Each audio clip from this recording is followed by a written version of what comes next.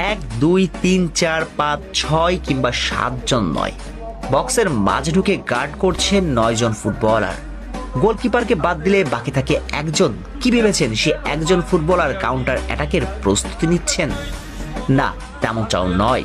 কেননা বাকি থাকা সে একজন ফুটবলারও বক্সের মাঝে প্রতিপক্ষকে মার করছেন।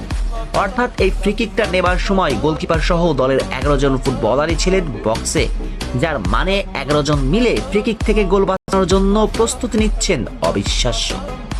অবশ্য অবিশ্বাস্য অথবা ভ্রুটা কুঁচকে তোলার মতো কিছু হয়নি, কারণ যখন শুনবেন ফ্রিকিকটা নিচ্ছিলেন তার নাম লিওনেল মেসি, তখন ভাববেন সেটা তো খুবই স্বাভাবিক ঘটনা। কিন্তু অস্বাভাবিক হয়ে যায় যখন লিওর বয়সের কথা মনে পড়ে, কারণ তিনি যে আর 22 23 24 কিংবা 25 বছরের তরুণ নন, বয়স ছুটছে 38-এর ঘরে।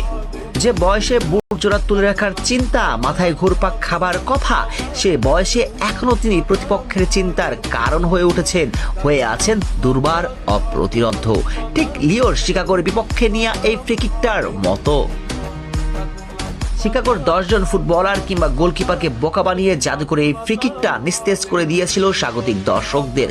যদিও শেষ পর্যন্ত ক্রসবারে লেগে রক্ষা পেয়েছে তারা, তবে ফ্রিকিক থেকে বেঁচে গেলেও জাদুকরের ওই জাদুকরি বাপা বারবার কাপুরি ধরে দিয়েছিল স্বাগতিকদের। এক মেসিকে থামাতেই যেন হিমশিম খেতে থাকে তারা।